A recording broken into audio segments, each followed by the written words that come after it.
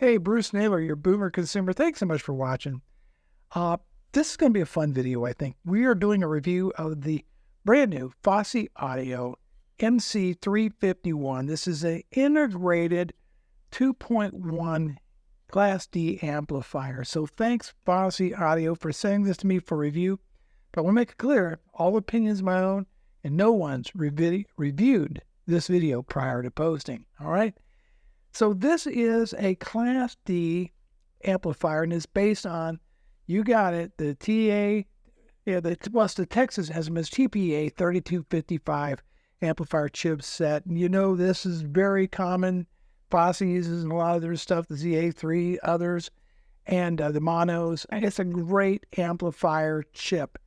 Now, this is brand new, and the retail price is going to be $189 for this. Okay, so let's talk a little bit about what this includes. So it comes with a 32-volt, 5-amp power supply. Now, it can accommodate between 24 to 48 volts. This one came with 32. Rated at 165 watts into 4 ohms. You can also, as I said, upgrade that to 48-volt, 5-amp. Comes with a built-in DAC. Now, I reached out to Fosi, but I haven't heard back from them and just what exactly the DAC chip is. But I know that it supports, of course, Bluetooth, optical, coax, and USB inputs, as well as Bluetooth and RCA in as well. Now, the sample rate on the USB is 24-bit, 96 kilohertz, and then if you use the coaxial or optical, well, then that's 32-bit up to 192 kilohertz. Bluetooth, just AAC and SBC, so no aptics, HD, none of that. Just your very basic Bluetooth on the MC351. There are just a lot of scenarios that I can imagine you could use this with. You put it in a bedroom, a den, a small room, a lot of different options because everything you need is in one box. No separate preamp required, no separate DAC required. You even have subwoofer outputs on here as well. So everything you really need is in one box, and for $189, that's a doggone reasonable deal. We know that TPA 3255 amplifier chipset does a remarkable job. Now, as far as the physical size, I actually measured this, and it measures about 7.5 inches wide, and then about 5 inches in depth, roughly, and about 2.5 inches tall. And there you have it. Now, when you open the box, what are you going to get? You're going to get the user guide. You're going to get an optical cable.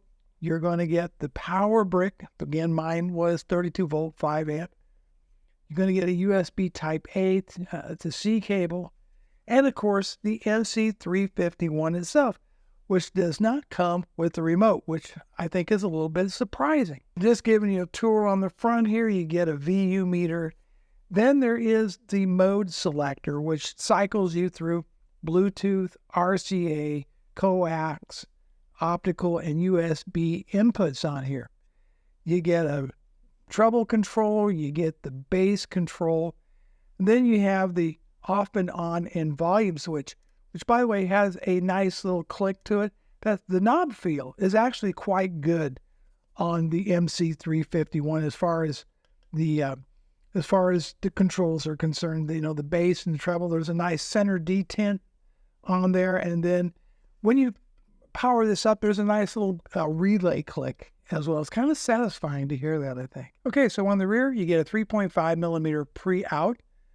You get Bluetooth antenna connection, your RCA input, coaxial input, an optical input, USB input, your speaker binding posts. Then there's a subwoofer output to power a passive subwoofer, and then there is your power connection between 24 to 48 volts. Just initial impressions when I first got it out of the box and got it set up.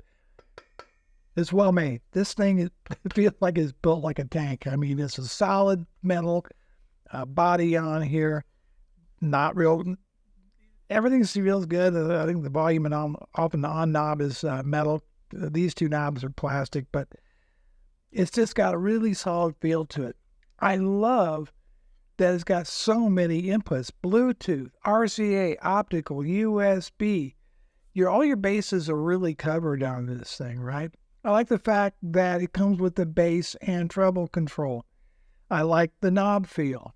Did not like the fact that no remote came from it. Now I want to talk just briefly about the DAC. I used it with my Mac Mini with the cable, and it is serviceable. It's not the best DAC in the world, but you got to remember, you're only paying $189 all in for something that has so many different options to it, and it is serviceable. It's a decent sounding little DAC.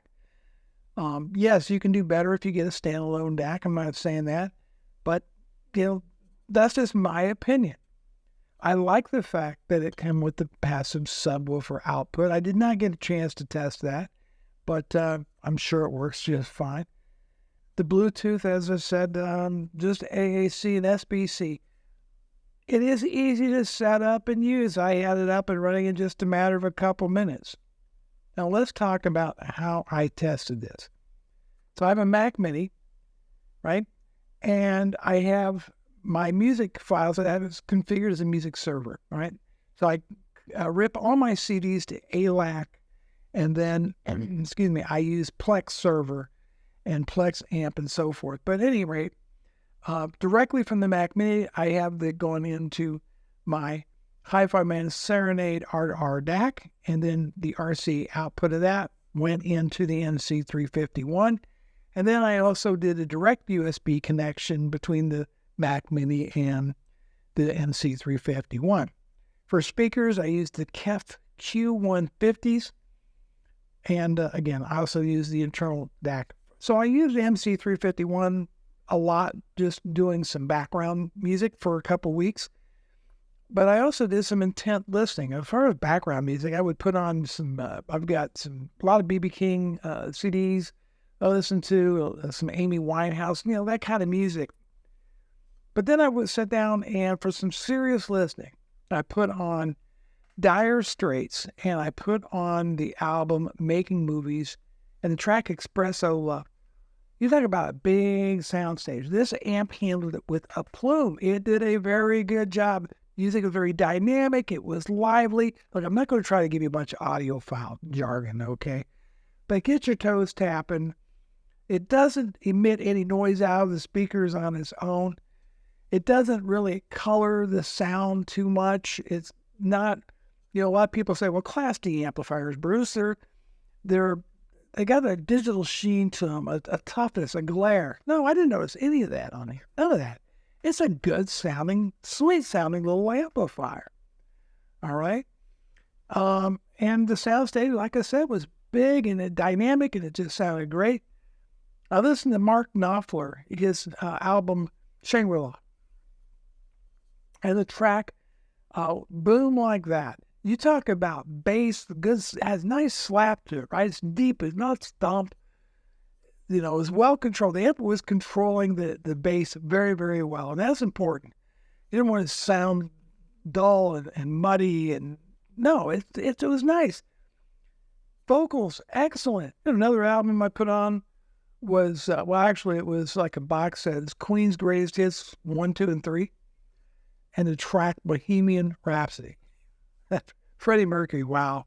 I mean, the vocal range on that guy, how many octaves can this dude go, or could go at the time?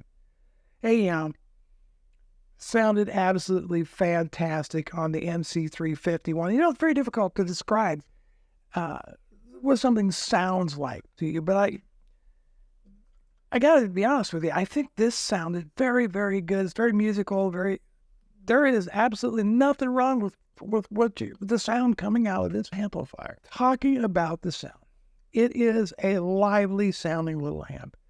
It never got tiring. Bass was always tight on it. Vocals have a nice punch to them. Treble is never shrill. It's not real bright. It's not fatiguing or tiring. The built-in DAC handled my Apple Music really, really well. I know inevitably the question is going to come up. Bruce, how's this compared to this and to that? Okay. How's it compared to the ZA3? I would say the ZA3 was a little bit more impactful, and maybe the sound was a little bit deeper, maybe a little bit more richer or robust. sounding. And then with the D3 monos, just maybe slightly better than a ZA3 and more so than the MC351, but you're talking dual mono blocks, and then you got to provide something as a preamp and a DAC and all that's built in. It's all built into this, see? Value, $189. I would say the sound is kind of on par very much with the IEMA A07 Max. And there you have it as far as the conclusions or the comparisons I want to make. For conclusions, let me just put it this way. I think it's a very useful little amp. A lot of use cases. I can see a lot of scenarios. It's well made. It never got hot. And, you know, I probably got up to around about 85 to 88 dB, which is plenty loud in the small room that I'm in. And it sounded really, really good. That's it. That is my review of the MC351. Bruce Taylor, your Boomer Consumer. Thanks so much for watching. I'll see you in the next video.